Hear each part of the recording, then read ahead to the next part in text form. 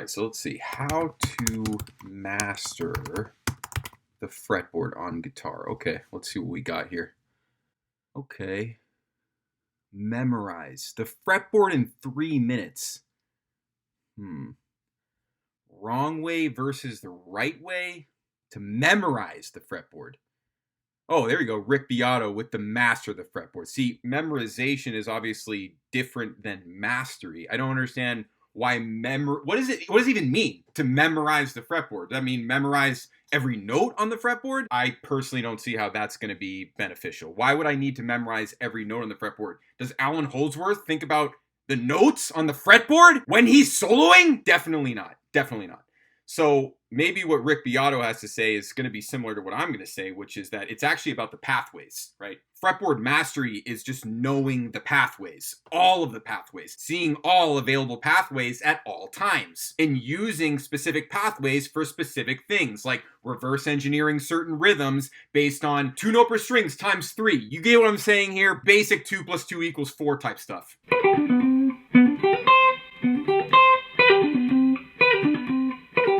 Leveraging the string, note per string mentality, right? This is fretboard mastery.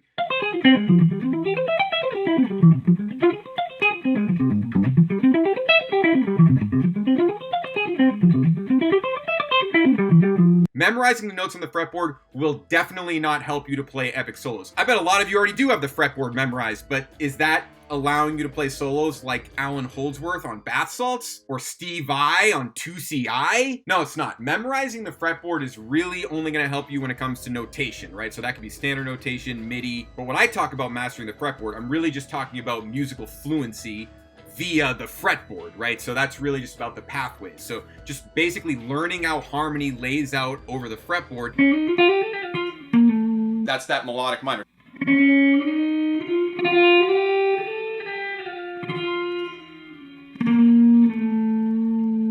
And systematically researching that relationship. I've been researching it for like 20 years. All credit to you guys. I went through so many like music books, theory, all kinds of stuff like that, and they all approach it from like a similar place that at times, especially when you're first learning it, seems like unobtainable. But the way that you guys lay it out has been the opposite of that. It's like, okay, now I'm seeing like what's really going on here. It's just a different angle that's like so much more clear, at least to me, you know. So I just released a fretboard mastery course that I think will actually answer the questions that people have when they type in how to master the fretboard on the guitar. It's over here in the classroom of systems for creation. Fretboard mastery, there we go.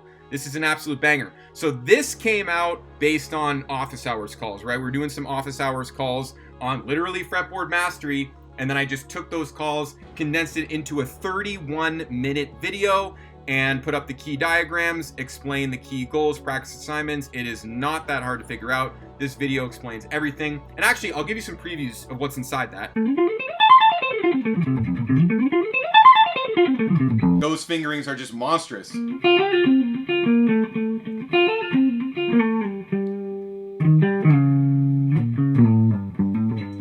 So as you can see, it comes down to range, right? Range is monstrous, right? So when we talk about pathways, we're talking about going from the bottom range all the way to the top range and seeing the pathways to do that for all the different harmonic possibilities. Additionally, there's chords, obviously.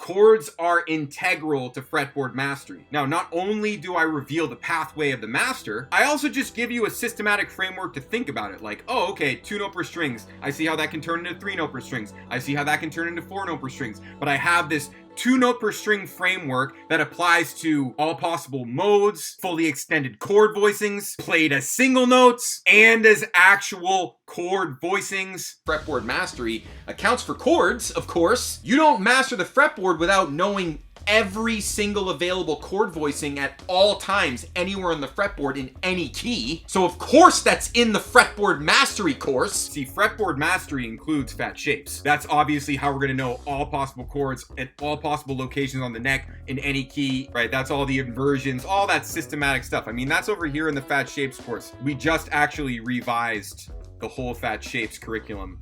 It's better now. It's way better now, right? These things get better because of the office hours calls, right? And if you don't know about the office hours calls, look at this. 3 days a week. But the fact is, I do way more than just 3 hours a week in here. I'm doing surprise calls all the time, right? And that's what the whole school vibe is all about. It's the immersion, like immerse yourself in the community of musical fluency, right? Come to composition class with Eric. See, November was the start of bonus master classes. So I just started, surprise, we're doing a master class. Oh, we got Eric.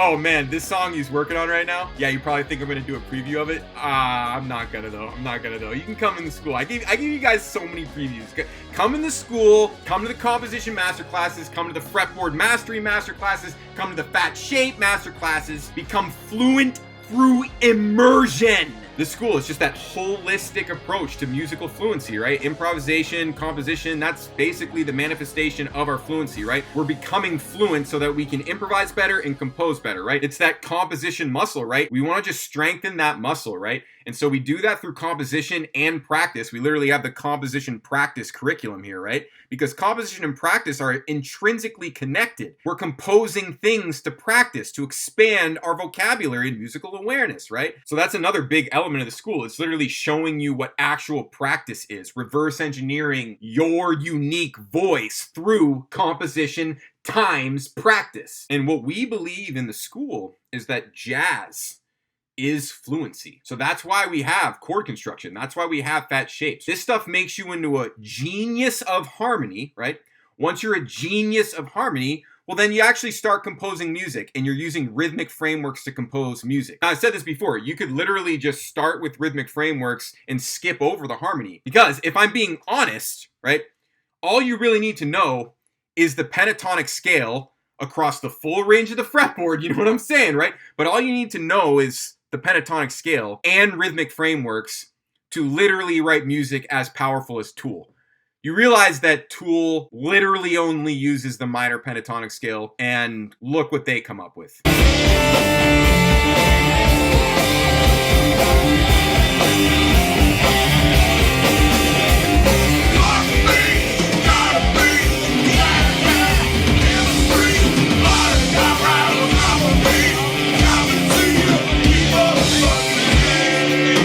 That's a disclaimer, right? It's like, yeah, go ahead, be a harmonic genius, right? Might as well. That's where you get those gas station mentality levels, where you're crossing like harmonic mastery with rhythmic frameworks. But let's just say you didn't have harmonic mastery, you weren't fluent in harmony, but you knew rhythmic frameworks. You could still write Tool level music. You could still write Meshuggah level music. You could still write Incubus level music, Linkin Park level music, Korn level music. Those kinds of musical approaches do not require any kind of expansive knowledge of harmony. That's why I'll literally reference GSM right here, because GSM is using the full scope of harmony in rock riffing music.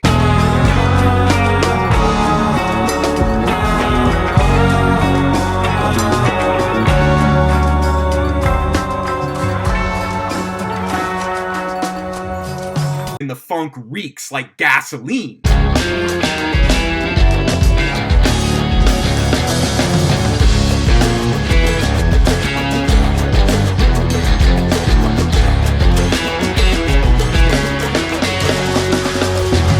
Now, on the flip side, you might be a jazz musician who isn't really that worried about composing currently, and you just want to be a genius of jazz, right? You want to be a fluent improviser over all levels of standards, from complex jazz blues all the way up to satellite. If that's what you're after, well, then you can just start with chord construction, go to fat shapes, all the while paralleling with fretboard mastery. Yeah, it'll take you about 3 months to become an absolute sorcerer on the fretboard. Because you can come to those office hours calls, right, and you can learn how to practice. You just learn that mentality through immersion. I'm going to show you how to integrate the knowledge. I'm going to show you practice, mentality of practice. Now, mentality is one of the biggest things about this, right? This is why this program is unlike any other, because we're telling you the mentality. We're giving you the context behind all of the things we're teaching. You have to understand how to think. That's why immersion, it's not just enough to take a chord construction course, to take a fat shapes course. You need to literally immerse yourself in the mentality of musicians who already understand these concepts and are integrating them in their practice on a daily basis through composition and practice, which are the same thing, with improvisation completing the triangle, right? Improvisation equal to composition. Practice is what they both are, right? Improvisation is practice. Composition is practice. Improvisation, composition are the same mental process on different time frames, and as we already know, time is relative. All right, so you know where to find me. If you want to get into school, you want to set up an enrollment meeting, we can do that. We can get you on the road to mastery. You can literally get in on the ground floor of the new paradigm of music education. Obviously, I don't have to. I've already proven it to you. It's already happening. And just remember, you get what you pay for. Good!